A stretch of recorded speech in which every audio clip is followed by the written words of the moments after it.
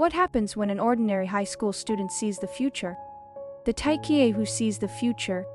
Final episode. Ronda, southern Spain.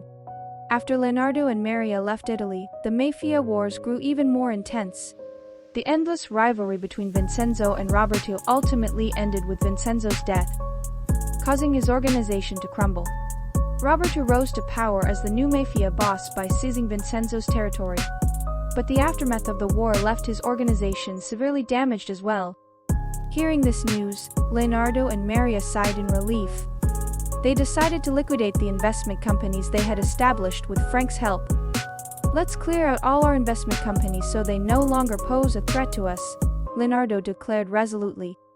Frank quickly disposed of their assets, and Leonardo and Maria converted everything to cash. They stored it safely and left for southern Spain. Arriving in Ronda, a small village in southern Spain, Leonardo and Maria began to dream of a new life. Ronda, surrounded by green fields and peaceful nature, was a completely new environment for them. They decided to live a truly ordinary life. Shortly after their arrival, Maria gave birth to a child. This new life symbolized new hope and joy for them. Initially, they weren't accustomed to farm life. Leonardo woke up at dawn to plow the fields, while Maria took care of the livestock to start the day. "It feels like a dream that we can live so peacefully," Maria whispered as she held their child and looked at Leonardo. Leonardo looked at her and smiled gently. "Yes, it seems that the money we earn through our hard work brings us real happiness." Their daily life was simple, but they found true happiness and contentment within it.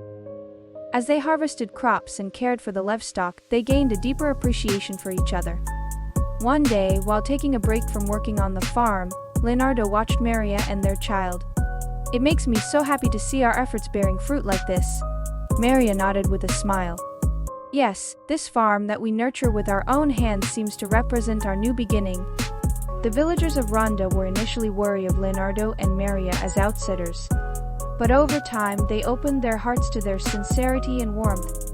They attended the village festivals held every weekend, sharing food and enjoying good times with their neighbors. Maria learned to cook traditional dishes with the local women, while Leonardo exchanged stories about farming with Pedro. "The people here are so warm," Maria said to Leonardo. Leonardo nodded and smiled. "Yes, it feels like we've found a new family here." Through their life on the farm, they found genuine happiness and satisfaction. They resolved to leave behind the dangers and uncertainties of their past and continue their peaceful daily life on the farm. This led Leonardo and Maria to decide to shut down Frank. 10 years after Leonardo and Maria had left the Mafia behind and shut down Frank to maintain a normal life, one of the Mafia members, who they thought had lost their trail, managed to track them down. His name was Enrico Santini, Vincenzo's most trusted right-hand man. Burning with a desire for revenge, Enrico scouted the area around their farm, waiting for the right opportunity. He observed their daily routine quietly for weeks, biding his time for the perfect moment to strike.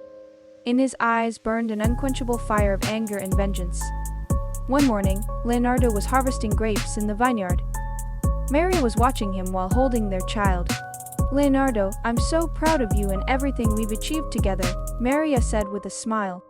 Leonardo replied with a smile, "It's all thanks to our hard work, Maria. I'm truly happy because of you and our child." But at that moment, a sharp gunshot rang out from afar.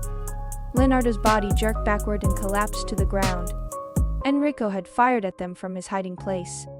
Maria screamed and rushed to Leonardo. "Leonardo, please hold on." She tried to stop the bleeding with her hands, but the blood wouldn't stop. Enrico slowly approached them with the gun still in his hand. "You killed Vincenzo. You took everything from me. Now I'm going to end you," he said coldly. Maria, trembling in fear and holding her child, began to cry. "Please just leave us alone. We have nothing to do with this anymore." Enrico smirked. "It's too late. You ruined everything for me." At that moment, a mechanical sound came from the living room. "Emergency alert, threat detected. Initiating Frank reboot."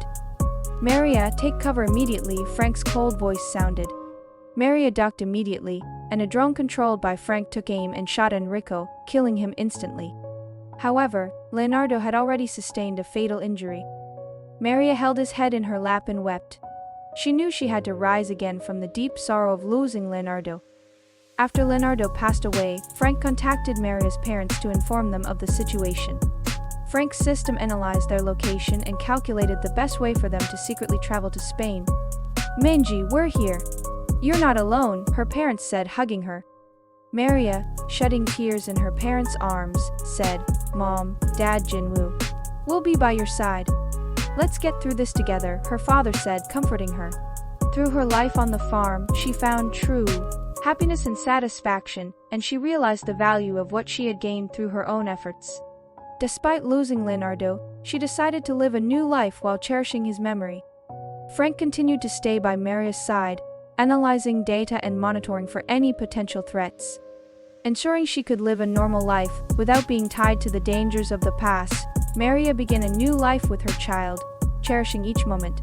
She realized how precious ordinary days with loved ones truly are.